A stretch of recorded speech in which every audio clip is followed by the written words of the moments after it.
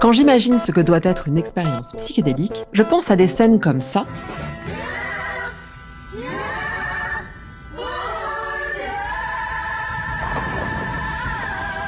ou comme ça. Ah non, je crois que ça va pas trop bien là. A priori, les substances hallucinogènes faussent la perception de la réalité. Mais se pourrait-il qu'elles révèlent plutôt des vérités ? Justin Smith Ruiu est un philosophe américain qui enseigne à Paris, à l'université Paris Cité. Dans son essai « Drogues », il analyse comment ces expériences passées avec des produits psychotropes l'ont conduit à revoir radicalement la nature du réel. Quelles questions philosophiques soulève l'expérience psychédélique ? Qu'est-ce que cela dit de notre perception du réel ? Le fait qu'elle puisse être si facilement altérée par une modification délibérée de notre chimie interne ? La drogue peut-elle conduire à des vérités ?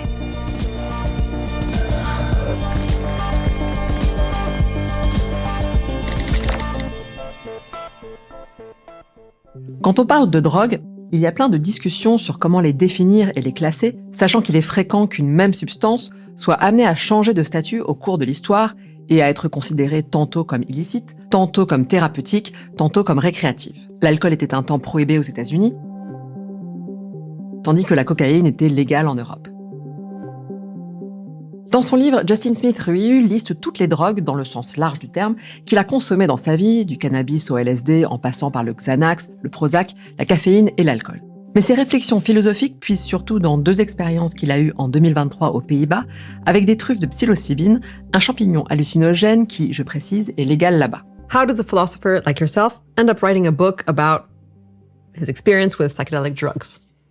Well, I suppose I can answer this in a kind of professional intellectual way or in a personal way. The professional intellectual way is that this is a major lacuna in the kind of reflection the great majority of professional philosophers are willing to undertake. We assume, along with Descartes, that the ideal cognitive state, or the only cognitive state that one should be in when one is doing philosophy, is a maximally sober, maximally lucid, waking cognitive state. But the personal side of it is just that I think I, like many people, have a long and complicated history with mind-altering substances of various sorts. And even though for most of my adult life I was not particularly interested in psychedelics, I kind of hit what you could call maybe a midlife crisis, a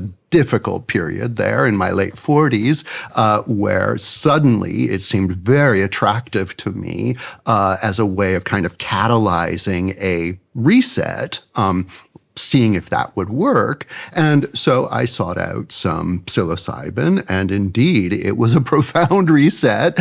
My personality, my expectations from life, pretty much everything about the way I think about the future, about death, about the finitude of a human life. All of these things were fundamentally reset, and it turned into let's say, an extended essayistic reflection on this experience, but also on the interwoven questions of what is happening to a person, philosophically speaking, under the influence of psychedelics. L'auto-expérimentation de produits psychotropes a quand même été pratiquée dans d'autres domaines scientifiques. On peut penser par exemple à Freud qui expérimentait avec la cocaïne. Mais c'est vrai que traditionnellement, les philosophes n'ont pas cherché à délibérément altérer leur perception de la réalité. Justin Smith Ruiu s'est donc dévoué pour combler cette lacune en considérant que la nature du réel et la manière dont on l'appréhende sont précisément des grandes questions que les philosophes se posent depuis des milliers d'années.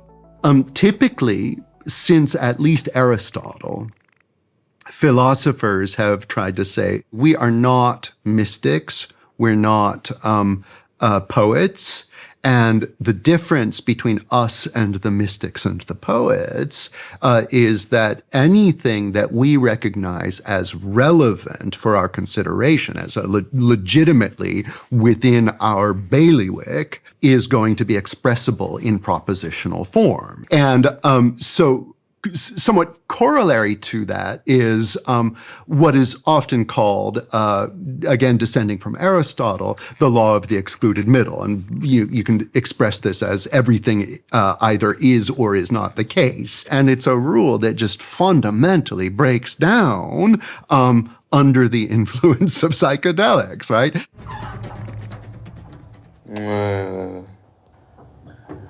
Ça va? Oui, non, oui.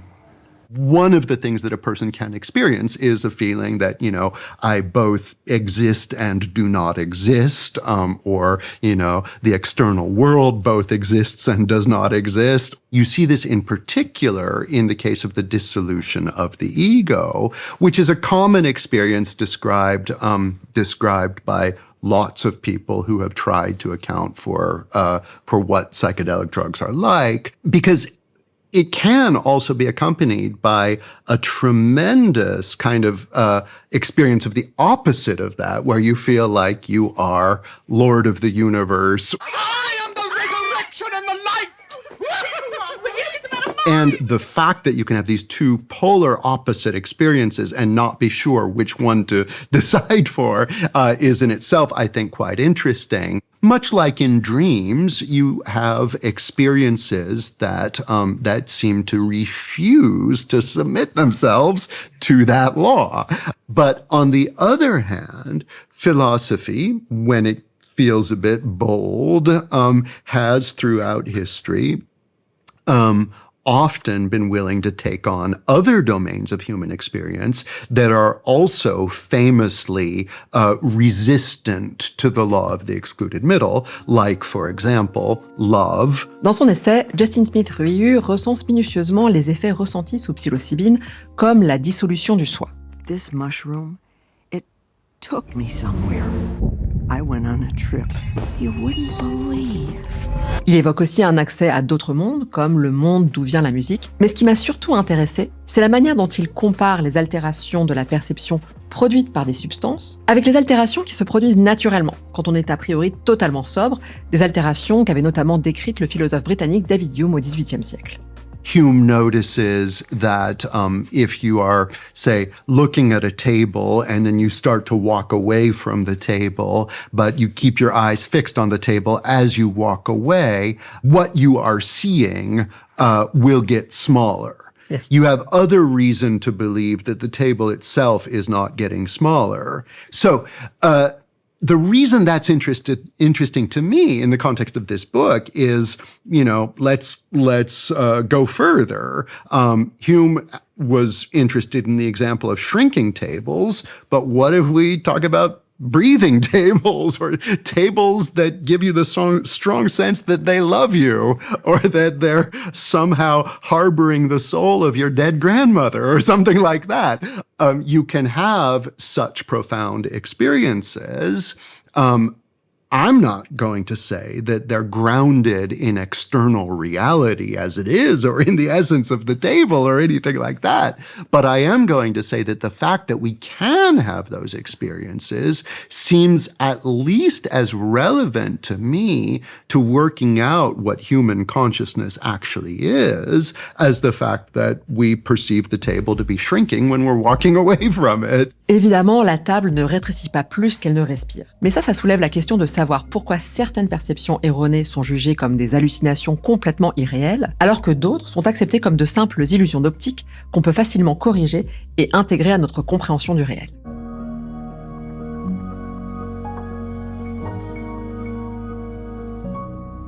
Et là, Justin Smith Ruiu nous emmène plus loin en inversant les choses et en posant la question « Et si ce que notre bon sens accepte en temps normal comme le réel ? Et si c'était ça qui était peut-être pas délirant, mais en tout cas questionnable ? Et si c'était seulement l'expression de notre ontologie naturaliste, comme dirait Philippe Descola, notre vision du monde occidental, là où d'autres ontologies, comme celle des sociétés animistes par exemple, perçoivent une réalité très différente où les âmes animent les éléments naturels. »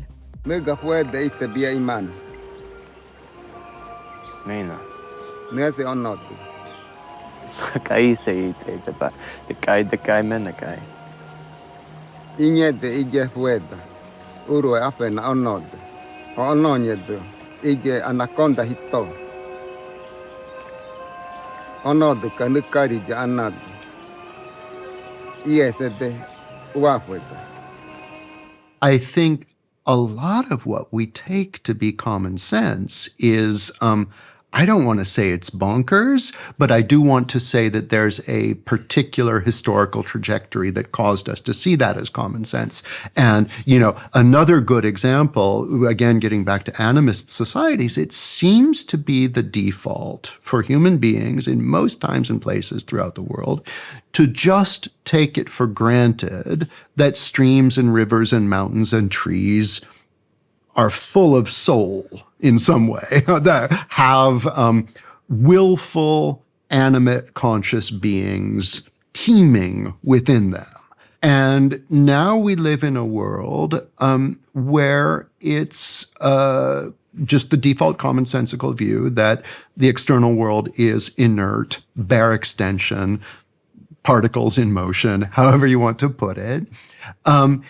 When you are under the influence of psychedelics, you might find yourself thinking, wait a minute, that's just a prejudice. That's just, I just took that for granted because I'm part of this weird cultural legacy descending from Isaac Newton. Yeah. And I was just taking their word for it. But why? Why was I doing that? So the experience of what common sense actually is can be profoundly jolted. Now, mind you, I'm not saying that there are little souls teeming in mountains and streams and trees. What I will say is not that it changes my ontology. It doesn't give me a new list of entities that are really there versus the old one. What really happens is just that one comes to see, one is jolted into a perspective where it's all just purely contingent, and nothing seems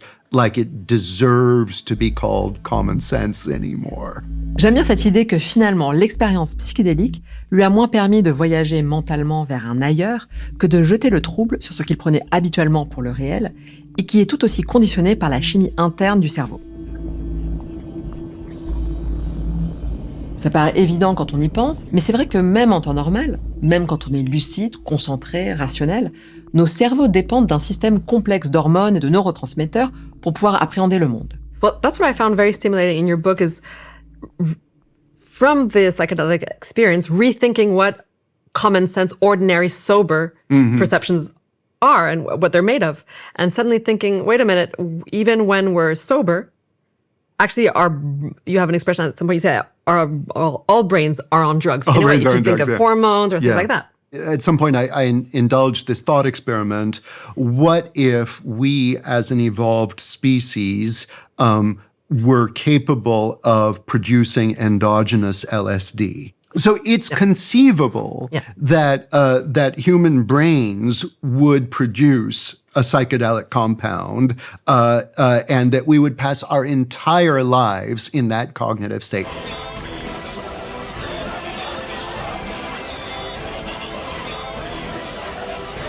Now, it's a bit hard to imagine how we would go to work every day and take care of our kids. So, it's possible that there are limits to what nature can produce. But still, it's important to consider this kind of thought experiment because we are constantly, systematically shaping the world around us by use of our own minds. And this is something that is, well explored in cognitive science. This is the basis of Kant's critical philosophy going back to the late 18th century, the idea that we are largely responsible for applying the categories of the understanding to a world that itself does not furnish them, right? Dans sa critique de la raison pure, Emmanuel Kant expliquait déjà qu'on ne perçoit jamais le monde brut. Il listait les différentes catégories de l'entendement qui structurent a priori automatiquement notre manière d'ordonner le chaos de données sensibles qui nous entourent. Il va y avoir entre autres la quantité, je vois une table ou plusieurs tables. La qualité, la table est en bois ou pas en bois. La relation qui lie les choses entre elles, comme par exemple la causalité. L'eau renversée mouille la table. Alors si on veut pousser un peu l'argument, on pourrait dire qu'on est toujours en train d'halluciner en quelque sorte. Et que si nos catégories de l'entendement étaient autres, on verrait le monde complètement différemment. One of the systematic hallucinations that you, again in scare quotes, that one might want to consider is, it's an open question whether we are discrete metaphysical individual subjects, right? Like whether you are in some kind of metaphysically rigorous way. Discrete in the sense of separate? Yeah, or whether you are the result of a certain very elaborate combination of cells and neurons and so on, and your personhood is resultant in that way. So we can consider that thought, just like we can consider the thought that mountains and streams and trees are entirely devoid of teeming souls and spirits pulsing within them. We can consider both possibilities. It's been costly, but nonetheless possible to divest the external world of its spirits. It is likely too costly, morally, legally, psychologically, to even begin to start conducting ourselves in society in a way that really holds open the question for long whether you sitting across from me really exist or not, or just the result of a combination of neurons and with no particular kind of principle of unity or no deeply metaphysically anchored moral status. We just don't want to go there, right? We better not go there because, we need to hold on to the irreducible moral status of one another. And for the most part, we need to think of that as metaphysically well-founded, right? The Big Bang set up the initial conditions, and the whole rest of our history, the whole rest of human history and even before, is really just sort of the playing out of subatomic particles according to these basic fundamental physical laws. We think we're special. We think we have some kind of special dignity, but that now comes under threat. I mean, that's really challenged by this picture. One of the things that's interesting to me and that, is a reflection that only came out of the kind of reflection on the experience of psychedelics is, the fact that you can kind of adjust your settings, so to speak, as to what counts as a default entity in the world, as to what counts as common sense about the world. You are largely in control of where your settings are, and this is not being dictated by the external world as such. Autrement dit, le fait de croire en l'existence d'individus libres et donc responsables, dotés d'une intériorité, plutôt que de voir un arrangement de neurones soumis aux seules lois de la physique, c'est finalement tout aussi discutable que de croire en l'existence des esprits dans les montagnes et les rivières. Ça tient à nos paramètres internes, qui sont réglés d'une certaine manière, mais aussi à un tas de choses qu'on projette pour conférer du sens au réel et qui ne sont absolument pas données par le réel lui-même. We're constantly projecting norms, values, that give meaning to any social situation. Yes. Yes. And I mean, obviously, the notion of social construction is wildly overused. This goes back to kind of solid sociology in the 1960s. And I think, to some extent, we have to take it seriously. And one way to do this is with the thought experiment of, the anthropologists from Mars who share none of our ideas about how social reality works, trying to explain to them, why guests in a house can't immediately go to the bedroom. I mean, you can account for the difference between a bedroom and a living room in somewhat objective terms, but the thing is you can't just read this off of the kind of bare physical structures around you. This is value-laden from the very beginning. Social reality is value-laden, and that is what shapes our models of reality.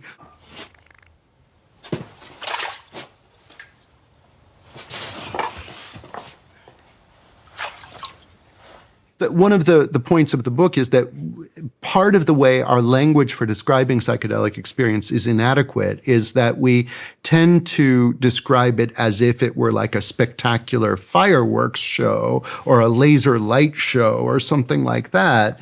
And Indeed, that's part of it, that's some of the time, but there's an experience beyond that I'm more interested in accounting for, that's something more like the cessation of all possible hallucination. It's like the absence of hallucination. Hallucination is so absent, in fact, that you find it puzzling that you ever took for granted the existence of a kind of bare external reality that sustains us. You think, really? I believed in that? It comes back once the effect wears off. C'est assez vertigineux, ce retournement. Finalement, ce serait quand on est sobre et a priori clairvoyant, qu'on est sous l'influence de nos hormones, de notre ontologie, qu'on hallucine des valeurs, des normes sociales. Et ce serait quand on prend des substances psychédéliques qu'on arrête tout à coup d'halluciner, qu'on suspend tous les paramètres qui nous permettent habituellement de naviguer dans le monde. Would you say psychedelic experience can bring you to the truth? No, and I think that's again the kind of claim that that would be made by someone who has taken the turn into guruism. Yeah, it doesn't deliver a new truth, give you a new list of things that actually exist, but it certainly makes your default presumptions of what counts as common sense in your ordinary life start to seem pretty ill-founded. Ce qui me plaît aussi dans les inversions que propose Smith Ruiu, c'est qu'il permet de réfléchir, au-delà du cas extrême des trips psychédéliques, au statut que l'on accorde à tous ces moments de la vie où on n'est pas extra-lucide ou hyper-rationnel, quand on rêve, quand on rêvasse, tous ces moments qui n'intéressent pas beaucoup les philosophes.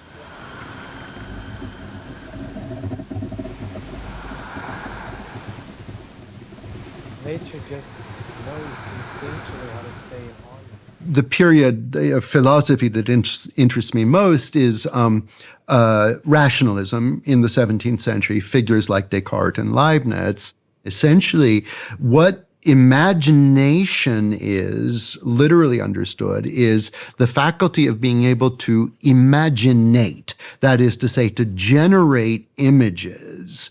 But that's kind of a lower mental faculty than reason. At the same time, we know, if we stop and think about it, that we, or at least I, am just kind of always kind of somewhere else, like I'm navigating the world, but I'm also overlaying this whole experience with, memories of childhood, worries about the future, fragments of songs. But one of the ways of understanding psychedelic experience is that, again, it doesn't deliver the truth to you, but it does kind of make you say, maybe all of those overlays are actually the thing itself. Like, that's like what human existence actually is.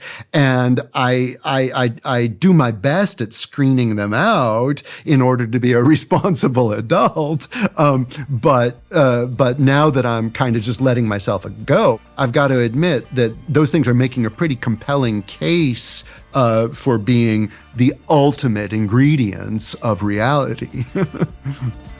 Pour Smith Ruiu, prendre de la psilocybine ne permet pas d'accéder à la vérité ou à un monde qui serait plus réel que celui que l'on perçoit habituellement. Mais en suspendant temporairement les a priori, les valeurs, les normes sociales qui structurent en temps normal l'appréhension du réel, l'expérience psychédélique met en lumière le fait que ces a priori ne vont pas de soi. Car notre perception du monde est toujours façonnée par notre chimie interne et par notre héritage culturel. Pas besoin d'ingérer des substances hallucinogènes, on est déjà en permanence en train d'halluciner.